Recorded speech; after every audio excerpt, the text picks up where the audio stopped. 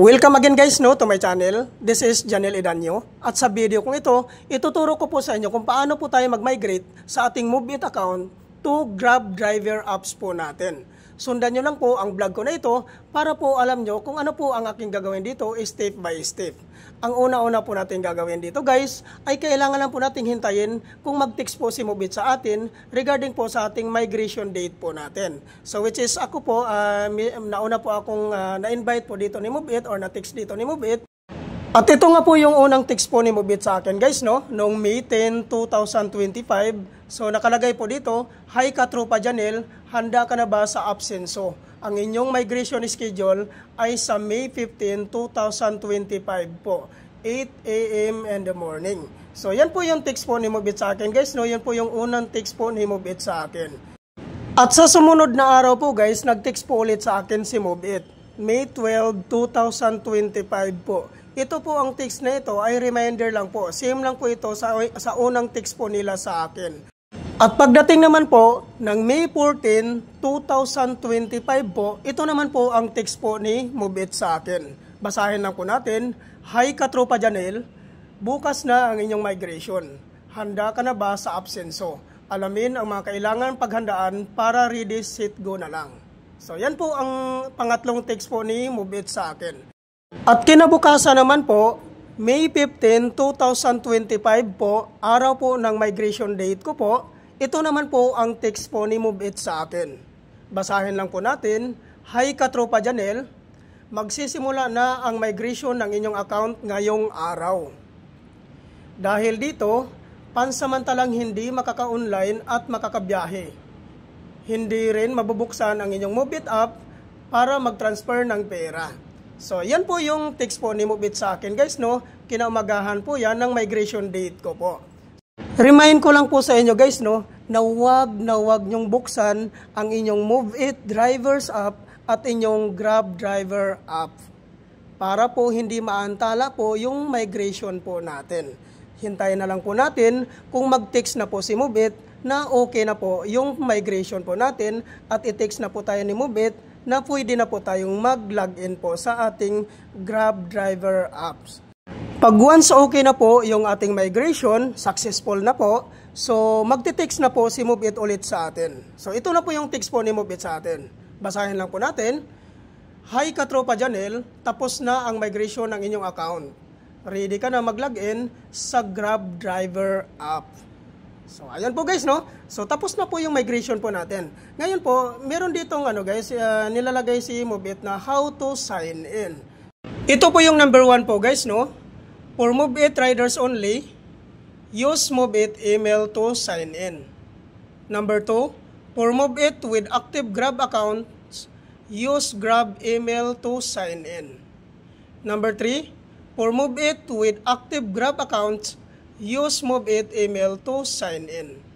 At number 4 naman po, kung may ibang issues sa Grab account, use Grab email to sign in. So yan po yung step by step po guys para po tayo mag-login na po sa ating Grab driver app po natin. So dito guys, ipapakita ko po dito sa inyo actual kung paano po tayo mag-login dito sa ating Grab driver account.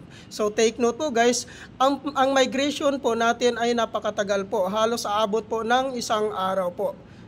Kaya po maghintay po talaga tayo kung anong oras po matatapos yung migration po sa account po natin. Ngayon po guys, ilagin ko po yung account ko po sa Grab driver app po natin So sundan nyo lang po ito guys step by step. Ang gagawin lang po natin dito guys ay kailangan lang po nating i-click itong Grab driver app. Ayan. So nandito na po tayo sa login option ni Grab driver app. Click po natin yan. So ito na po yung mga email po dito So ang email po na ilagay po natin dito guys ay kailangan yung email nyo po sa MoveIt driver app nyo po. So which is ito po yung nasa taas yung email ko. I-click lang po natin yung email ko po na ilalagyan ko dito. So ayan po Dito po humihingi po ng selfie po si Grab po. So ang kailangan natin dito, i-click po natin yan. So nakalagay po dito, verify your identity. Then click po natin yung next. Dito naman po nakalagay how to verify. So click po natin next ulit. Dito naman po verify to accept job. So click po natin verify now. Automatic generated ang selfie po natin. So ayan po. So ngayon po, dito naman po sa option na to, ay kailangan lang po natin basahin yung mga terms dyan, and condition. Then, pag once na nabasa na po natin lahat yan, dito sa baba, makita natin ang box, click po natin yung gilid dyan. After natin dyan maklik, so click po natin ang next. Kung napansin nyo guys, may nakalagay restricted ang account mo. Yan po yung account ko sa Grab dati. Deactivated na po yan. Kaya dismiss na lang po natin. So ito na po talaga ang pinaka-account ko sa Grab ko po. Ito na yung na-migrate po na Move It account ko po dito po sa Grab Driver app. So ang gagawin lang po natin dito, ipapakita ko po sa inyo kung paano po natin ito iset, kung paano po natin ito gagamitin. Ang una-una po natin gagawin dito guys, no, ay kailangan po nating i-check yung service type natin. Ayan po, no. So ito po yung service type natin dati sa Move It Driver app po natin. So which is na-migrate na dito sa Grab Driver app. So i-check nyo dyan kung tama po ba. So sa akin po guys, which is tama naman po lahat yung guys nakalagay po dito. So ngayon ang sunod natin gagawin, back po tayo. Dito naman po tayo pupunta sa earnings po. I-click po natin itong earnings po dito sa bandang left side. So dito po guys, so chinek ko naman po yung credit wallet ko po. So andyan naman po. Ayan. So, ang gagawin natin dito ay i-click naman po natin itong credit wallet. Ito naman po guys, ang two types of wallet po ni Grab Driver app.